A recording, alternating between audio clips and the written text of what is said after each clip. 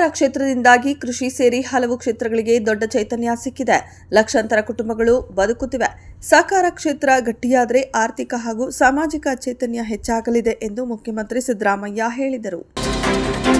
ಆಡಳಿತಾತ್ಮಕ ದೃಷ್ಟಿಯಿಂದ ದಕ್ಷಿಣ ಕರ್ನಾಟಕ ಭಾಗದ ಜಿಲ್ಲೆಗಳನ್ನು ಒಳಗೊಂಡು ಪ್ರತ್ಯೇಕ ಮೈಸೂರು ರಾಜ್ಯ ರಚನೆ ಮಾಡಬೇಕು ಎಂದು ಮೈಸೂರು ರಾಜ್ಯ ರಚನಾ ಒತ್ತಾಯ ಸಮಿತಿ ಕೇಂದ್ರ ಸರ್ಕಾರಕ್ಕೆ ಆಗ್ರಹಿಸಿದೆ. ವಿಧಾನಸಭೆ ಹಾಗೂ ಲೋಕಸಭೆ ಚುನಾವಣೆಗೂ ಮುನ್ನ 2028ರೊಳಗೆ ಕ್ಷೇತ್ರಗಳ ಮರುವಿಂಗಡಣೆ ಮಾಡಬೇಕಿದೆ.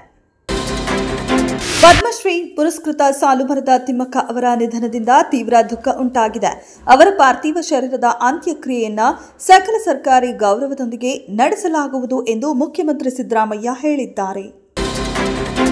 ರಾಜ್ಯದ ಪಿಯುಸಿ ವಿದ್ಯಾರ್ಥಿಗಳಿಗೆ ಸಚಿವ ಮಧು ಬಂಗಾರಪ್ಪ ಸಿಹಿ ಸುದ್ದಿ ನೀಡಿದ್ದು, ಮುಂದಿನ ಶೈಕ್ಷಣಿಕ ವರ್ಷದಿಂದ ಮಧ್ಯಾಹ್ನದ ಬಿಸಿಯೂಟ ಯೋಜನೆ ರಾಜ್ಯದ ಕರ್ನಾಟಕ ಪಬ್ಲಿಕ್ ಶಾಲೆಗಳಲ್ಲಿ ಪದವಿ ಪೂರ್ವ ಶಿಕ್ಷಣ ಪಡೆಯುವ ವಿದ್ಯಾರ್ಥಿಗಳಿಗೂ ವಿಸ್ತರಿಸಲಾಗುವುದು ಎಂದು ತಿಳಿಸಿದ್ದಾರೆ.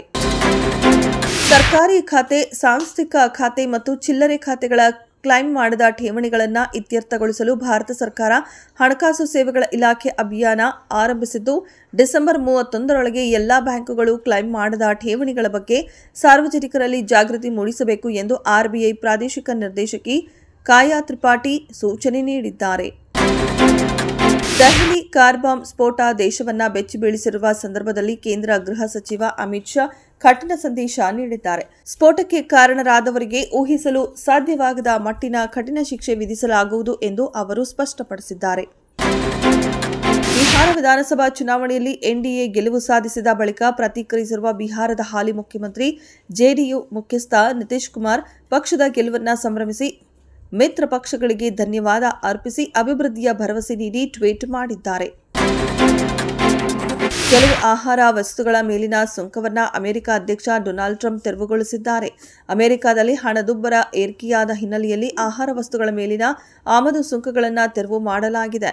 ಕಾಫಿ, ಹಣ್ಣುಗಳು, ಗೋಮಾಂಸದ ಮೇಲಿನ ಆಮದು ಸುಂಕವನ್ನು ಅಮೆರಿಕ ಅಧ್ಯಕ್ಷ ಟ್ರಂಪ್ ತೆರವು ಮಾಡಿದ್ದಾರೆ.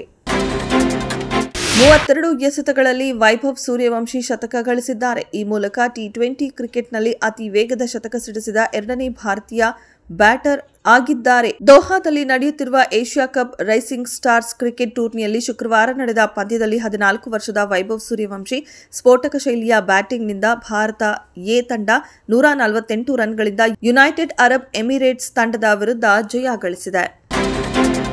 ಸೂಪರ್ ಸ್ಟಾರ್ ರಜನಿಕಾಂತ್ ಹಾಗೂ ಉಳಗನಾಯಕನ್ ಕಮಲ್ ಹಾಸನ್ ಸಿನಿ ಪ್ರೇಮಿಗಳಿಗೆ ಗುಡ್ ನ್ಯೂಸ್ ಕೊಟ್ಟಿದ್ದಾರೆ. ತಲೈವ 173ನೇ ಸಿನಿಮಾ ಘೋಷಣೆಯಾಗಿದೆ. ಈ ಚಿತ್ರವನ್ನ ಕಮಲ್ ಹಾಸನ್ ನಿರ್ಮಾಣ ಮಾಡುತ್ತಿದ್ದಾರೆ.